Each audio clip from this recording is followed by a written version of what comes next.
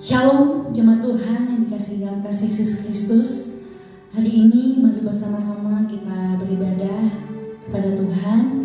Kita siapkan hati kita untuk datang menyembah Dia, untuk datang mendengarkan kebenaran firman Tuhan. Mari jemaat Tuhan bersama-sama dimanapun kita berada, kita beribadah kepada Tuhan. Kita mengucap syukur buat kasih Tuhan yang luar biasa dalam kehidupan kita. Mari kita satu hati, kita berdoa. Terima kasih Tuhan, kami datang di hadirat-Mu. Kami mau menyembah Engkau Tuhan, Juru Selamat kami yang hidup. Terima kasih Tuhan Yesus, kami mengucap syukur di hadapan-Mu. Dalam nama Tuhan Yesus ini kami mau datang di hadirat-Mu. Terima kasih Yesus.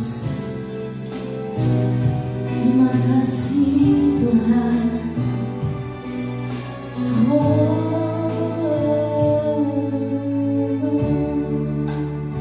Kami rindu setiap waktu Tuhan. Ku rindu setiap waktu hidup ikat benaran-Mu, bukan dengan kuatku, namun Roh-Mu. Yesus kan yang ku pegang teguh. Engkaulah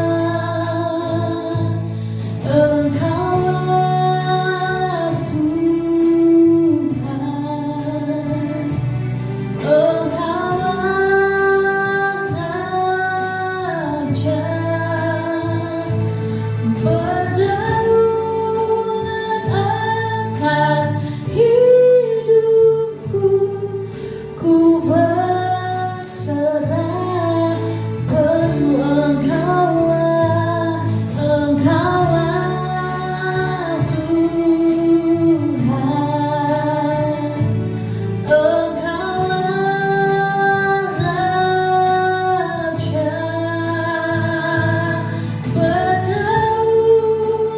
Atas hidupku, ku berserah penuh. Di jemaat Tuhan, bersungguh kita naikkan pujian. Ku rindu setiap waktu hidup ikat benaran-Mu, bukan dengan kuatku, namun karena Roh-Mu. Yesus kan yang ku pegang teguh. Engkaulah Tuhan, Engkaulah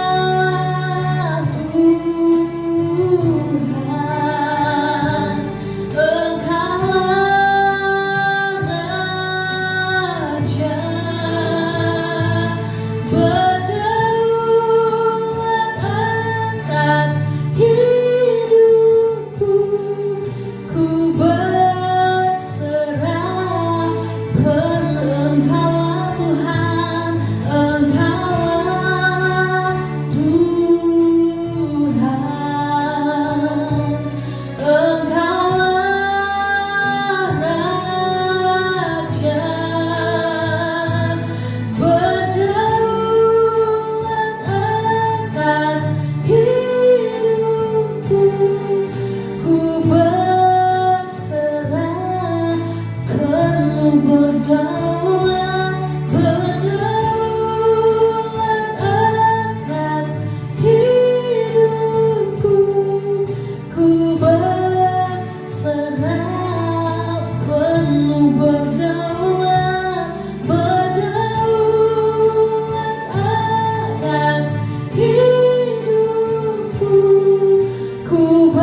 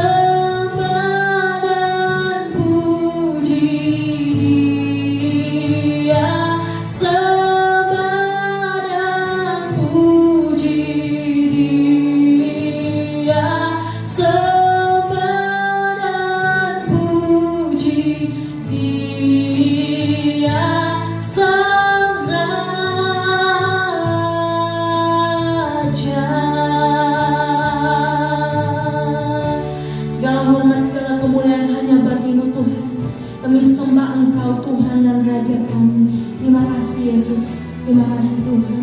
Dalam nama Tuhan Yesus Kristus kami ucap syukur. Haleluya.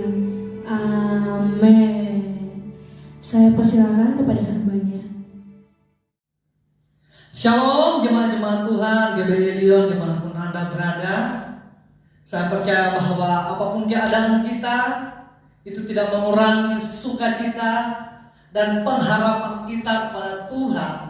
Sebab kita percaya bahwa segala hal yang terjadi seizin Tuhan adalah perkara yang baik untuk kita. Seperti tahun ini, sekarang kita mengikuti ibadah secara virtual. Kalau tahun-tahun kemarin kita bisa secara langsung hadir di gereja, bertemu dengan keluarga seiman di gereja, memuji, menyembah Tuhan, dan tentu itu membuat kita begitu bersemangat dan antusias untuk ada di gereja, memuji dan menyembah Tuhan. Tetapi kalau kita memperhatikan, tahun ini adalah sesuatu era yang begitu berbeda untuk kita semua, di mana sekarang kita menghadiri ibadah atau mengikuti ibadah, memuji dan menyembah Tuhan secara virtual. Kalau tahun-tahun sebelumnya mungkin kita terpengaruh oleh orang-orang di sekeliling kita untuk ada di gereja, untuk merayakan Natal. Tetapi tentu tahun ini tantangannya berbeda untuk kita semua, di mana menuntut satu kesadaran pribadi untuk ada dalam sebuah ibadah secara virtual. Biarlah tahun ini tidak mengurangi sukacita kita, semangat kita untuk memuji dan menyembah Tuhan. Dan hari ini kita akan kembali merenungkan firman Tuhan dan menelaah tentang Natal yang sedang kita rayakan dalam bulan ini. Sebelum itu mari kita bersatu di dalam doa. Bapa yang baik, kami mengucap syukur Tuhan untuk kebaikan-Mu di dalam kehidupan kami. Sebab karena cinta dan kasih Tuhan sehingga kami ada sampai hari ini Tuhan. Bapa di surga, kami akan mendengarkan firman-Mu. Engkau lengkapi kami Tuhan dengan hati sebagai seorang murid yang tajam untuk mendengar dan menangkap isi hati Tuhan, pesan Tuhan bagi kami pribadi lepas pribadi, sehingga kami di dalam merayakan Natal tahun ini Tuhan, merayakan secara benar dan menghidupi makna Natal secara benar di dalam kehidupan kami, sehingga kami di akhir zaman ini Tuhan, kami boleh menjadi jemaat-jemaat Tuhan yang siap untuk mengabdi kepada Tuhan sampai akhir kehidupan kami. Bapa di surga, Engkau lengkapi jemaat-Mu Tuhan dengan hati yang rindu dan haus untuk berjumpa dengan Engkau melalui kebenaran firman-Mu. Di dalam nama Tuhan Yesus kami mengucap syukur. Haleluya. Sama-sama kita katakan amin. Shalom semuanya. Puji Tuhan. Minggu kemarin kita merayakan Natal di GBI Lyon, gereja lokal kita. Dan tentunya minggu ini pun masih dalam suasana Natal, di mana di samping saya ada pohon terang, di depan saya ada lilin yang sudah dinyalakan, dan berbagai pernak-pernik yang identik dengan Natal, Bapak Ibu. Kalau kita melihat bahwa begitu sibuk gereja atau orang-orang Kristen menghiasi gereja, menghiasi rumah yang mereka diami, ataupun ada orang-orang yang begitu merasa bahwa kalau tidak berpakaian yang baru di bulan Natal itu kurang bermakna, Bapak Ibu. Seperti saya, waktu saya di kampung masih kecil, setiap bulan Desember kalau tidak beli baju baru itu rasanya ada yang kurang, walaupun menghadiri perayaan Natal, Bapak Ibu. Selalu ada yang kurang. Ada yang mulai membenahi rumah, mengecat rumah, bahkan menghias pohon-pohon Natal yang mereka beli dengan harga-harga yang bervariasi. Bahkan di persimpangan jalan, orang banyak merias dengan suasana Natal, supaya orang merasa bahwa oh sekarang Natal, seperti itu. Tetapi ketika kita bertumbuh dewasa dan mulai memahami tentang Natal yang sesungguhnya, perasaan jiwa kita itu mulai berubah. Kalau yang kemarin itu kalau nggak beli sepatu baru, Natalnya berkurang, atau makna Natalnya nggak terasa, atau kalau tidak beli baju yang baru membuat kita tuh Natal itu nggak lengkap, seperti itu. Mulai berubah Bapak Ibu, bergeser kepada sesuatu yang lebih bersifat rohani di dalam kehidupan kita, di mana seharusnya Natal membuat kita itu tidak berfokus kepada hal-hal yang lahiriah, saudara. Bukan berarti salah jika kita menghias gereja, rumah kita, membeli pernak-pernik Natal. Tetapi seyogianya adalah hal mendandani diri kita. Itu jauh lebih penting. Sehingga hari ini kita akan mengkaji tentang makna Natal yang sesungguhnya, sehingga kita sebagai orang-orang percaya, orang-orang dipanggil untuk mengabdi kepada Tuhan dan menghidupi makna Natal secara benar, itu dapat terrealisasi secara baik dalam kehidupan kita. Tema khotbah hari ini adalah Yesus Raja yang mendamaikan.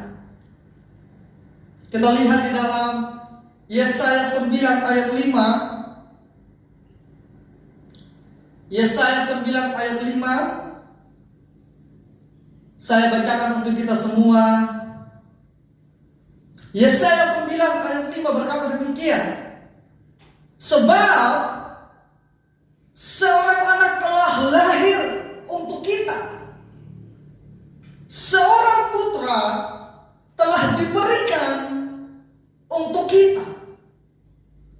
Lambang pemerintahannya ada di atas bahunya, dan namanya disebut orang penasehat ajaib, Allah yang perkasa, Bapa yang kekal, Raja damai. Bapak Ibu semuanya, kalau kita melihat tokoh-tokoh agama lainnya tidak seperti Yesus.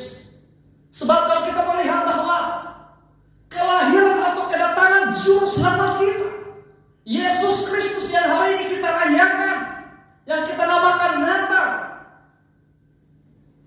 itu adalah suatu peristiwa yang menjadi suatu penggenapan akan kehendak Allah di dalam kehidupan saudara dan saya. Peristiwa kedatangan Tuhan, kelahiran Yesus, bukanlah sesuatu yang kebetulan di dalam kehidupan saudara dan saya. Sehingga kalau kita melihat bahwa di dalam kitab Kejadian, ketika Adam dan Hawa, nenek moyang kita jatuh ke dalam dosa, Allah tidak membuang mereka, walaupun mereka takut kepada Tuhan, dan kemudian mereka lari daripada Tuhan dan menyembunyikan diri.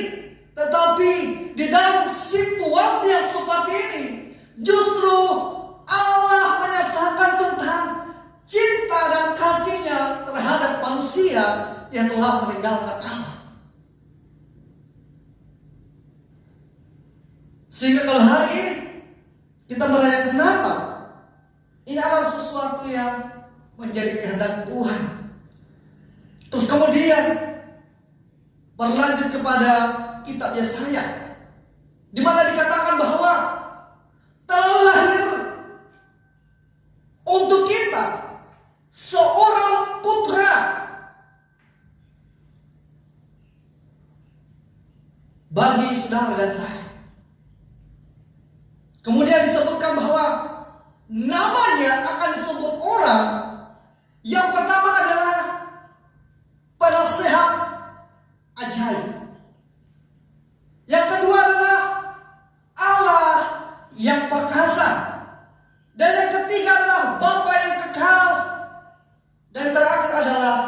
Raja Damai. Tentu kalau kita melihat bahwa nama-nama ini adalah bukan nama yang dikenakan sebagai nama pribadi, tetapi ini adalah gelar yang dikenakan kepada Tuhan Yesus sebagai penasehat ajaib. Kedua adalah Allah yang perkasa, Bapa yang kekal, dan Raja Damai. Seperti kalau kita melihat bahwa ketika malaikat datang dan berkata bahwa seorang Maria akan melahirkan Yesus, disebut Immanuel. Immanuel adalah gelar daripada Yesus yang mencerminkan dari sifatnya, di mana ketika dia datang ke dunia, ini adalah bukti dari penyertaan Allah bagi saudara dan saya. Sehingga kalau kita melihat bahwa Immanuel artinya adalah Allah bersama saudara dan saya. Begitupun dengan ayat ini, ketika Yesus dikatakan bahwa yang pertama adalah penasehat ajaib, artinya bahwa dia adalah pribadi yang seharusnya menjadi pribadi yang menuntun kita dengan nasihat-nasihat dalam kehidupan ini. Tentunya adalah firman Tuhan di dalam hal ini. Terus kemudian yang kedua, Allah yang perkasa. Ini adalah sifat yang kedua daripada Allah, bahwa dia adalah pribadi yang dapat saudara dan saya andalkan di dalam kehidupan ini. Terus kemudian Bapa yang kekal, gelar yang ketiga, artinya bahwa daripada Tuhan, daripada Yesus, kita menerima ajaran dan hajaran. Artinya bahwa seorang bapa tentunya melakukan disiplin di dalam kehidupan anak-anaknya. Dan itulah Tuhan Yesus yang kita sembah dalam kehidupan ini. Terus kemudian yang keempat, Alkitab berkata bahwa Yesus ini adalah Raja Damai. Tentu kalau kita berbicara tentang seorang raja, dia adalah pribadi yang seharusnya memerintah di dalam kehidupan kita. Sehingga kalau kita melihat bahwa tema Natal kita hari ini adalah, tahun ini adalah seorang juru selamat lahir di palungan hati kita. Seharusnya ketika Yesus hadir di dalam kehidupan kita, lahir dalam hati saudara dan saya, tidak hanya sekedar pribadi yang sekedar hadir di dalam hati saudara dan saya, tetapi dia datang untuk memerintah di dalam kehidupan saudara dan saya. Sehingga kalau kita melihat permasalahan kita sebagai orang Kristen akhir-akhir ini, bukan hanya sekedar kalau ternyata kita tidak memiliki Tuhan di dalam kehidupan kita, tetapi selanjutnya adalah apakah Yesus yang telah lahir di dalam kehidupan saudara dan saya, di dalam palungan hati kita, telah menjadi pribadi yang memerintah di dalam kehidupan saudara dan saya. Inilah pergumulan kita, Bapak Ibu semuanya. Sebab kalau kita melihat bahwa Yesus datang ke dunia, itu telah terjadi. Tetapi hal menjadi raja di dalam kehidupan kita, itu menuntut kesediaan kita untuk hidup di dalam pemerintahan Tuhan. Dan hal ini menuntut kesediaan diri untuk menghormati Dia dan mentaati Dia dalam segala keadaan kehidupan kita. Kalau kita melihat di dalam Lukas 2 ayat 11. Lukas 2 ayat 11 berkata demikian. Hari ini telah lahir bagimu juru selamat, yaitu Kristus Tuhan di kota Daud. Alkitab,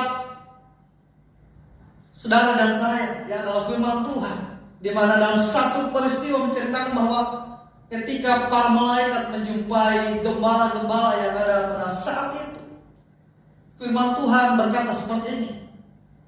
Hari ini telah lahir bagimu.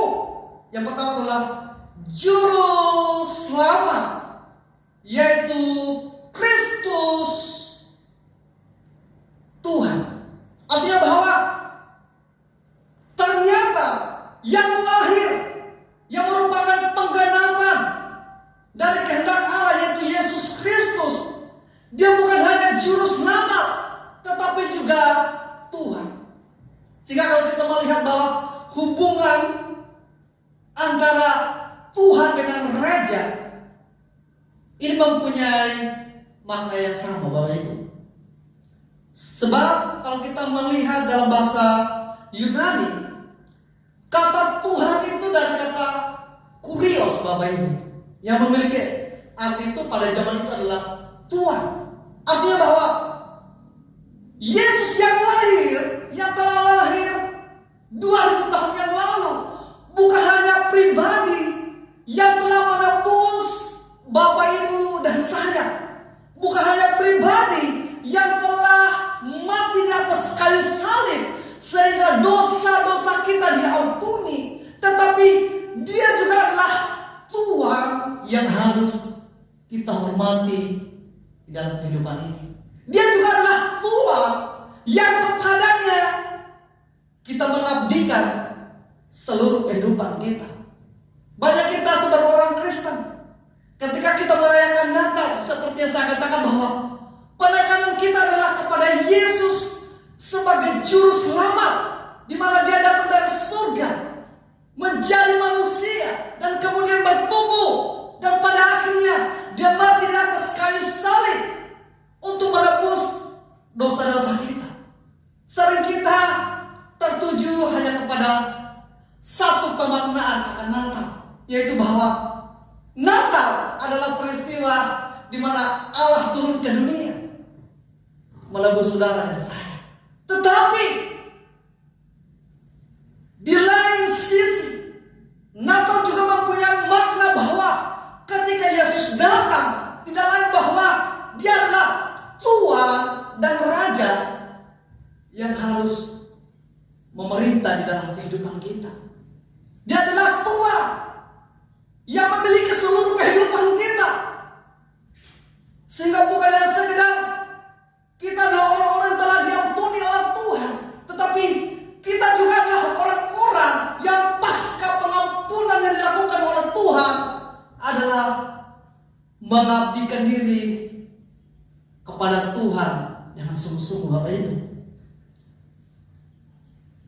Seperti saya katakan bahwa dalam Yesaya 9 ayat 5, dari keempat gelar yang dikenakan kepada Yesus, diakhiri dengan satu gelar bahwa dia adalah Raja Damai.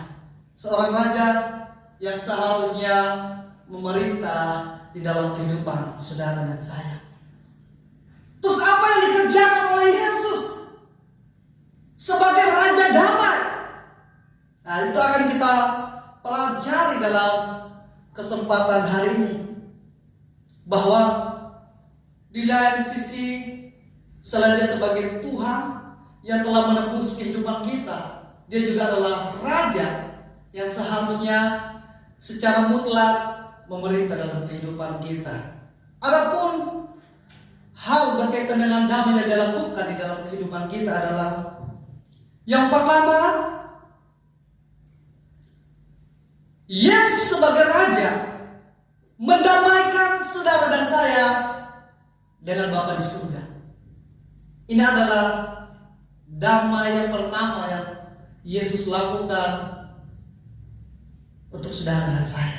Kita lihat di dalam Roma 5 ayat 1. Roma 5 ayat yang pertama. Saya bacakan untuk kita semua. Sebab itu, kita yang dibenarkan karena iman, kita dalam damai sejahtera dengan Allah karena Tuhan kita Yesus Kristus. Bapak Ibu semuanya, ketika Adam dan Hawa melakukan dosa, kita menjadi orang-orang yang bermusuhan dengan Allah. Kita menjadi seteru Allah. Kita bermusuhan dengan Allah. Dan kita tahu bersama bahwa orang yang berdosa upahnya adalah maut, Bapak Ibu. Kalau kita melihat di dalam perjanjian lama, untuk penghapusan dosa itu ada persembahan yang harus disembelih, ada domba, ada burung terkukur. Artinya bahwa dalam perjanjian lama ada satu konsep di mana bahwa untuk pengampunan dosa ada pertumpahan darah. Dan adapun hewan atau binatang yang dipersembahkan adalah hewan-hewan atau binatang yang memenuhi persyaratan bahwa hewan-hewan tersebut tidak boleh bercacat, seperti mungkin kalau domba ada yang mungkin tanduknya mungkin hanya satu, atau mungkin matanya buta sebelah, atau mungkin kakinya pincang. Itu tidak memenuhi syarat untuk dipersembahkan untuk pengampunan dosa, Bapak Ibu semuanya. Sehingga menuntut satu korban yang sempurna. Sehingga kalau kita melihat nanti kepada perjanjian baru, kematian Yesus di atas kayu salib, darahnya ditumpahkan untuk saudara dan saya, ini adalah penggenapan terhadap penebusan manusia secara sempurna. Kalau dalam perjanjian lama ada binatang-binatang yang dipersembahkan, tetapi lain hal di dalam perjanjian baru. Yesus datang ke dunia menjadi manusia, hidupnya kudus dan tidak melakukan dosa, dan pada akhirnya dia mempersembahkan kehidupannya hanya untuk saudara dan saya. Kematian Yesus bukan untuk menebus kehidupannya dari dosa, Bapak Ibu, sehingga dia tidak mengalami maut dan kebinasaan. Tetapi kematian Yesus adalah menggantikan saudara dan saya,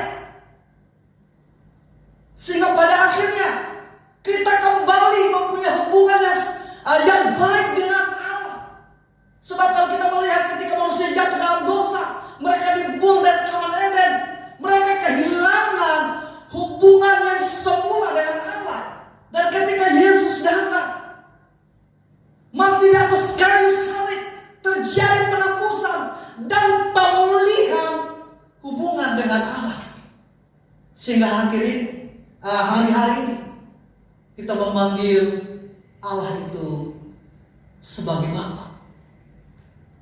Inilah yang dilakukan oleh Yesus untuk saudara dan saya. Kita lihat di dalam Roma 5 ayat 10 sampai 11 berkata demikian. Kita lihat dari ayat 9 berkata seperti ini. Lebih karena kita sekarang telah dibenarkan oleh darahnya, yaitu Yesus, kita pasti akan diselamatkan dari murka Allah. Sebab jikalau kita ketika masih seteru diperdamaikan dengan Allah oleh kematian anaknya, yaitu Yesus, lebih-lebih kita yang sekarang telah diperdamaikan pasti akan diselamatkan oleh hidupnya. Dan bukan hanya itu saja, kita malah bermegah dalam Allah oleh Yesus Kristus Tuhan kita, sebab oleh Dia kita telah menerima pendamaian itu. Inilah saya maksudkan, Bapak Ibu, ketika Yesus mati di atas kayu salib, terjadi pemulihan hubungan antara kita dengan Bapa di surga. Bahkan Alkitab berkata seperti ini. Kita perhatikan dalam ayat yang ke-10. Di sana terdapat kata seteru. Kata seteru adalah lawan.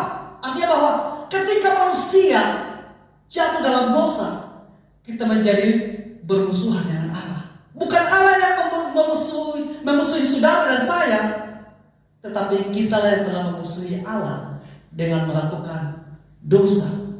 Tetapi Alkitab berkata seperti ini. Yesus datang ke dunia. Dia menebus kita bukan ketika kita sudah bertobat, Bapak Ibu, tapi dia memilih untuk menyelamatkan saudara dan saya ketika saudara dan saya masih menjadi musuh Allah. Sehingga kalau kita melihat di sini, ini adalah perkara yang tidak bisa dibuat oleh manusia, Bapak Ibu semuanya. Ini adalah perkara yang hanya bisa dilakukan oleh Allah di dalam kehidupan kita.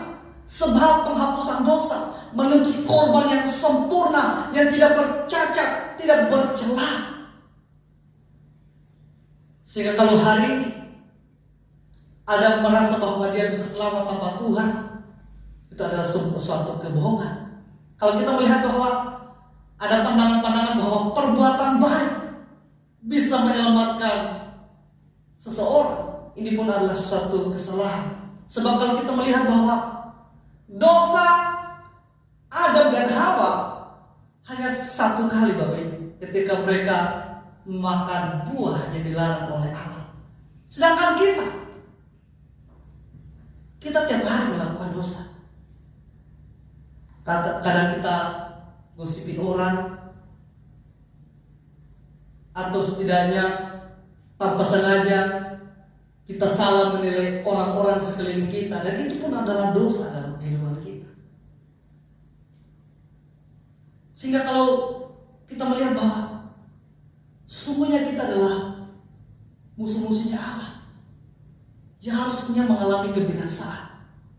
Kalau kita melihat bahwa akhir-akhir ini kita pakai masker tiap hari aja cukup membuat kita gak nyaman, bisa kita bayangkan bahwa kalau masuk ke dalam neraka itu, di sana akan ada suatu keadaan di mana bahwa api yang tidak pernah padam, dan ulat-ulatnya bekerja siang dan malam menggerogoti kenyamanan kita.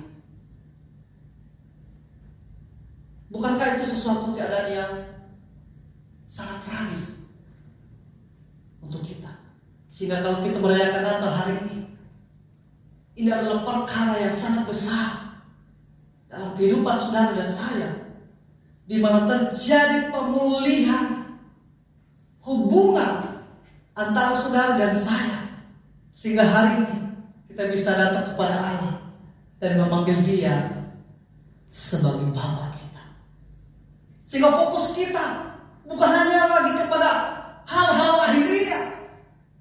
Bukan itu salah, Bapak Ibu, tetapi bagaimana kita mendandani hidup kita, sehingga pada akhirnya kita sebagai orang yang telah ditebus oleh Tuhan, diperdamaikan dengan Allah, itu memiliki kehidupan yang menyenangkan hati Tuhan.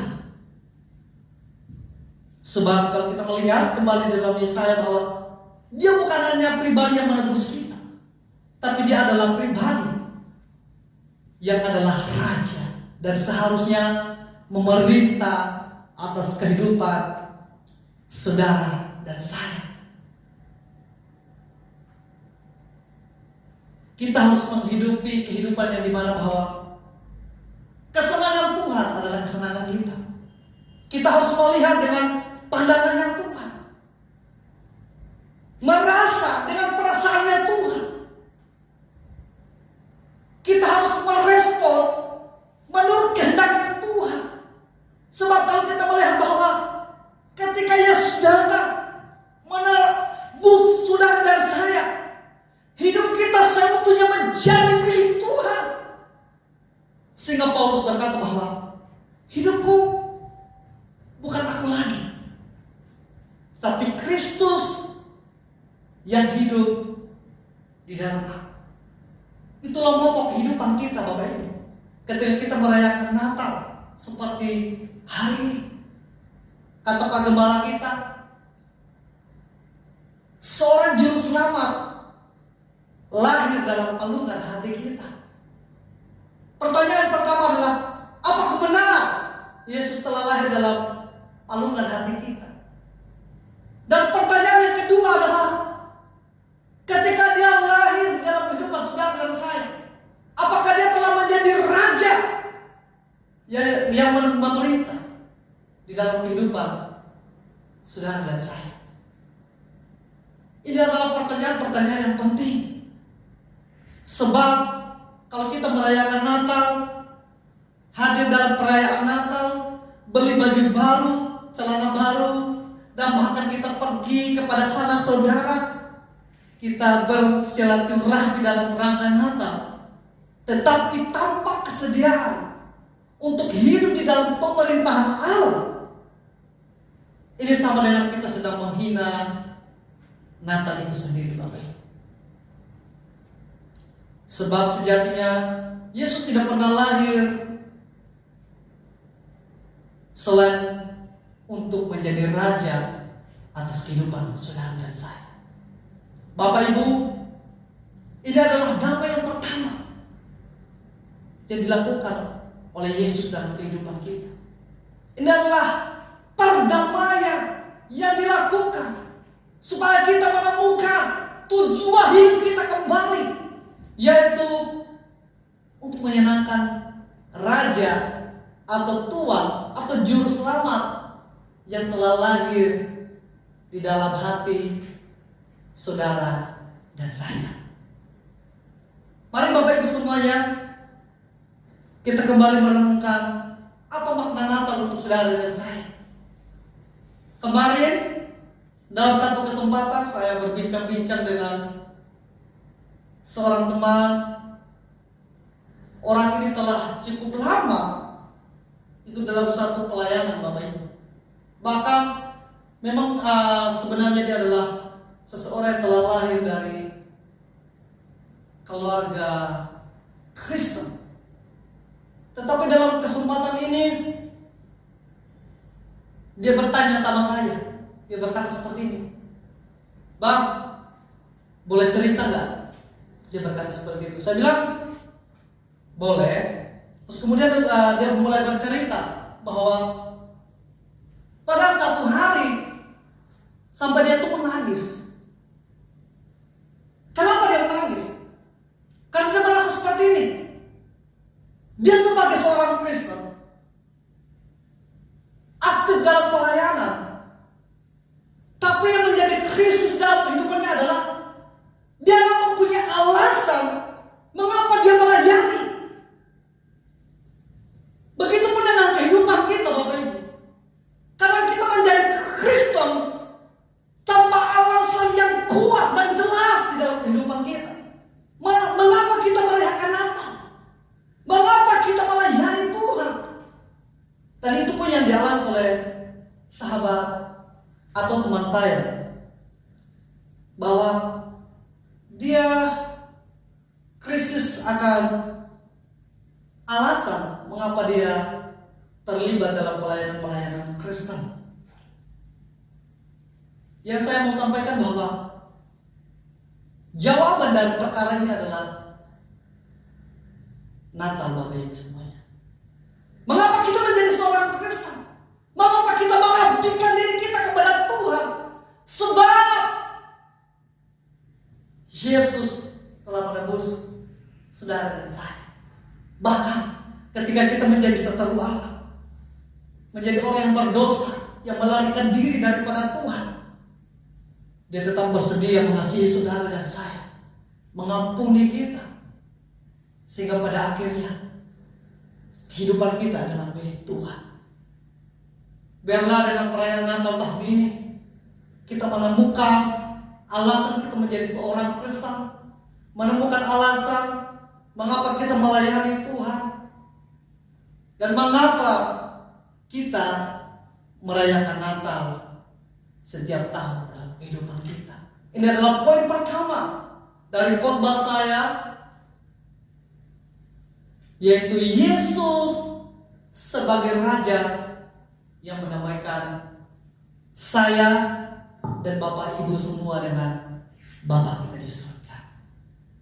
Dan minggu depan saya akan melanjutkan khotbah ini dengan beberapa poin tentang perdamaian atau kedamaian yang dilakukan oleh Yesus sebagai Raja itu yang telah lahir dalam kehidupan saudara dan saya, sehingga kita boleh memahami makna Natal secara luas dan mendalam, dan kita mempunyai iman yang kuat dalam mengikuti Tuhan dalam kehidupan kita.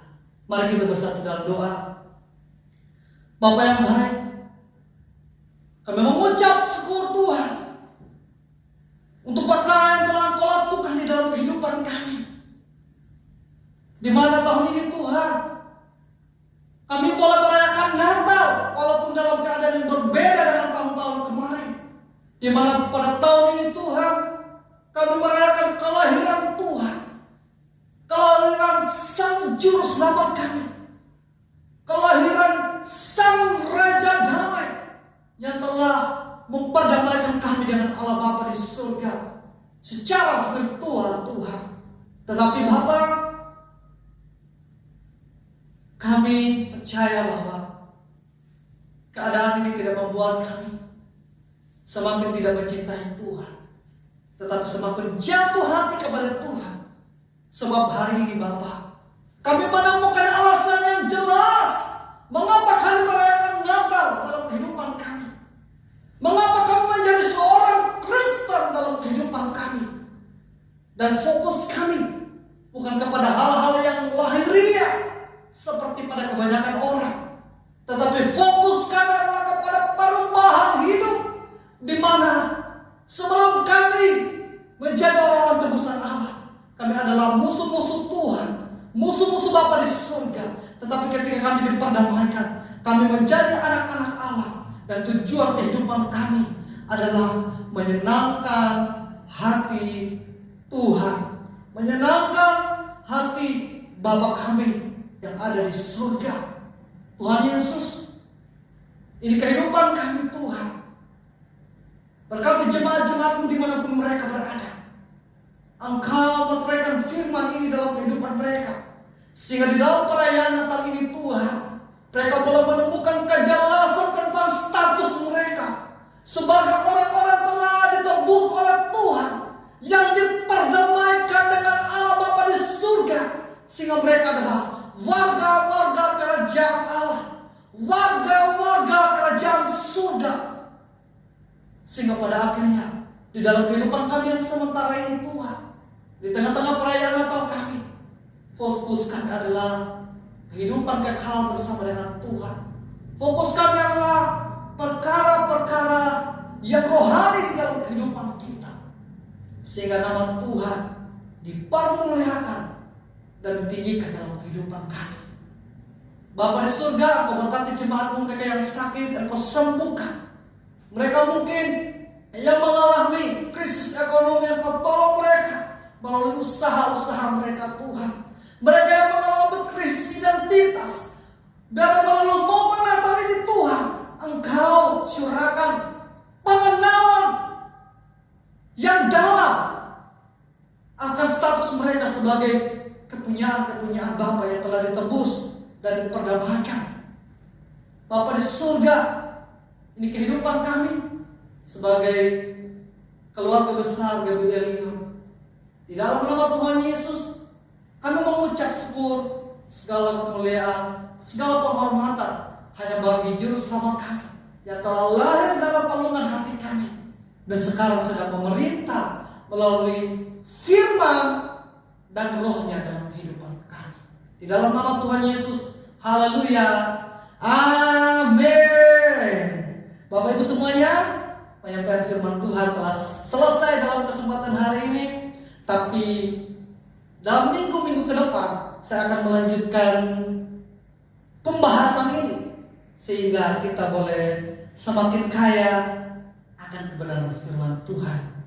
Tetap jaga kesehatan, sehingga Anda atau kita semua boleh dalam keadaan yang sehat, dan pada kesempatan mendatang kita boleh bersama-sama ada di gereja dan memuji, menyembah Tuhan.